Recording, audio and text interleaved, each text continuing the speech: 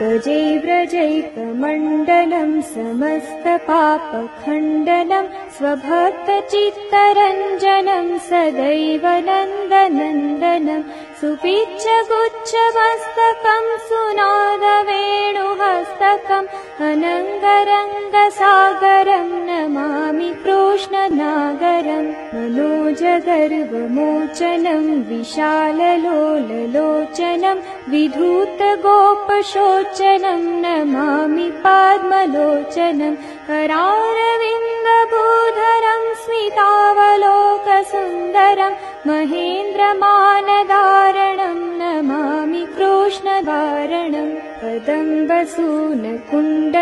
सुचारुगण्डमण्डलं व्रजाङ्गनैकवल्लभं नमामि कृष्णदुर्लभं यशोदया समोदया सगोपया सनन्दया युतं सुखैकदायकं नमामि गोपनायकं सदैव पादपङ्कजं मदीयमानसे निजं दधानमुत्तमालकं नमामि नन्दबालकं समस्तदोषशोषणं समस्तलोकपोषणं समस्तगोपमानसं नमामि नन्दलालसं भुवो भरावतारकं भवाब्धिकर्णधारकं यशोमतीकिशोरकं नमामि चित्तचोरकं तदन्तकान्तभङ्गिनं सदा सदालसङ्गिनं दिने दिने नवं नवं नमामि नन्दसम्भवं गुणाकरं सुखाकरं कृपाकरं कृपापरं सुरद्विषन्निकन्दनं नमामि गोपनन्दनं नवीनगोपनागरं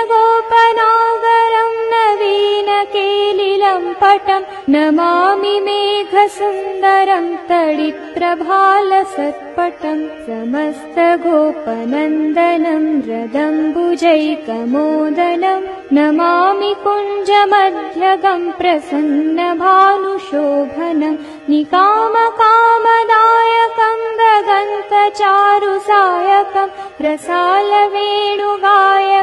नमामि कुञ्जनायकं विदग्धगोपिकामनोज्ञतल्पशायिनं नमामि कुञ्जकानने प्रबुद्धवह्निपायिनं यदा तदा यथा तथा तथैव कृष्णसत्कथा मया सदैव गीयतां तथा कृपा विधीयतां प्रमाणिकाष्टकद्वयं जपत्यधित्यय पुमान् भवेत् स नन्दनन्दने भवे भवे सुभक्तिमान्।